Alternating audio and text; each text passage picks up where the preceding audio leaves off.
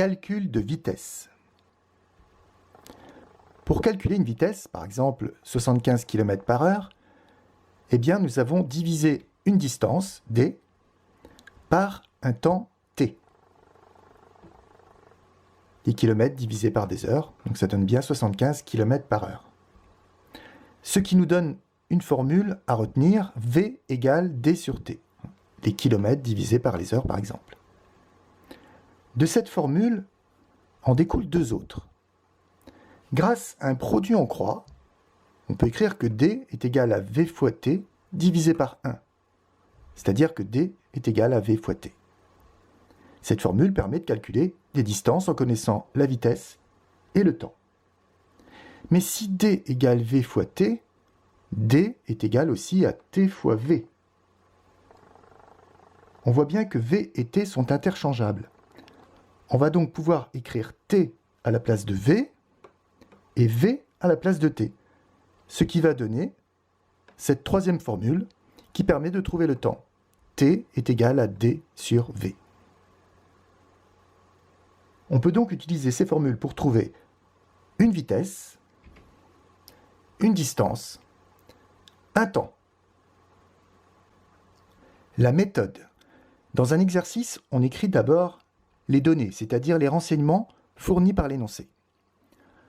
Ensuite, on utilise l'une des formules en faisant attention aux unités.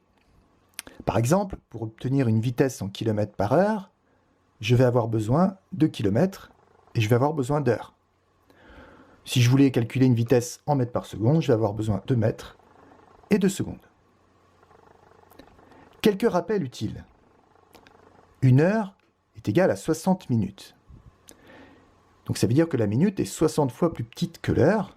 Donc une minute, ça vaut 1/60e d'heure.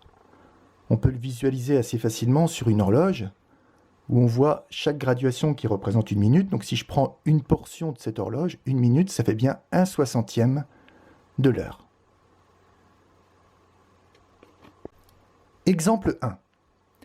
Un éléphant peut parcourir 7,2 km en 12 minutes et un rhinocéros 6750 mètres en 9 minutes. En comparant leur vitesse en km/h, trouvez le plus rapide des deux.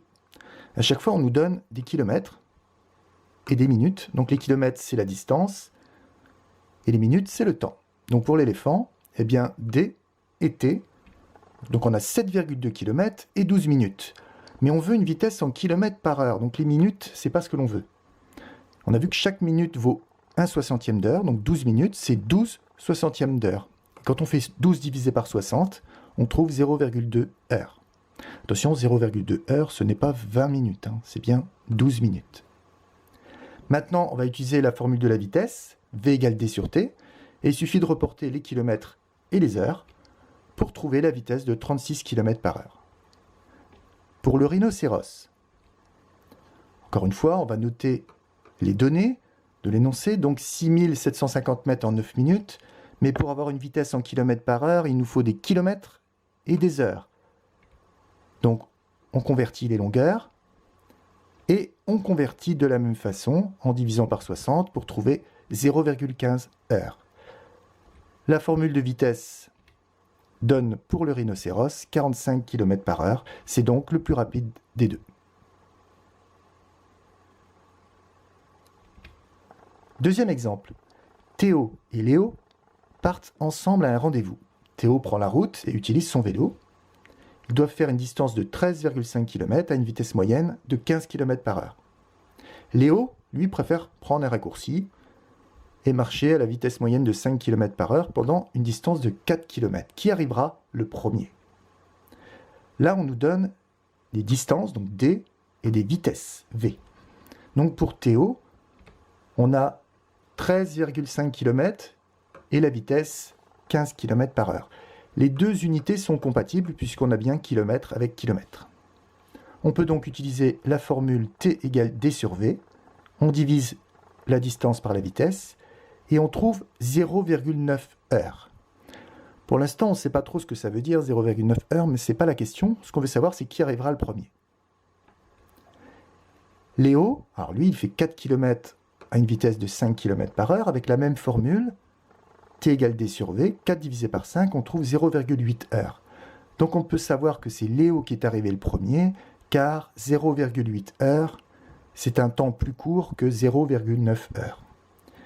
Si on veut avoir une petite explication sur ce que signifie ce temps, eh bien 1 heure c'est 60 minutes, 2 heures c'est 2 fois 60 minutes, 3 heures 3 fois 60 minutes. Donc pour changer les heures en minutes, il suffit de multiplier par 60. Donc pour Théo, 0,9 fois 60 minutes, ça fait 54 minutes et 48 minutes. Donc là, on voit que Léo est arrivé 6 minutes avant Théo. Dernier exemple, un train part à 13h50 et arrive à 14h38 à destination. Sachant que sa vitesse moyenne est de 140 km/h, calculez la longueur du trajet effectué. Pour que les unités soient cohérentes, il faut que le temps soit exprimé en heures, puisque là on a une vitesse en kilomètres par heure. On va donc écrire les données. La vitesse est de 140 km/h. Le temps, eh bien 48 minutes, mais n'oublions pas de changer cette unité et de la transformer en heures, ce qui donne 0,8 heures.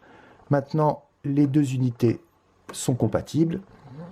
On va pouvoir écrire la formule D égale V fois T, ce qui donne 112 km.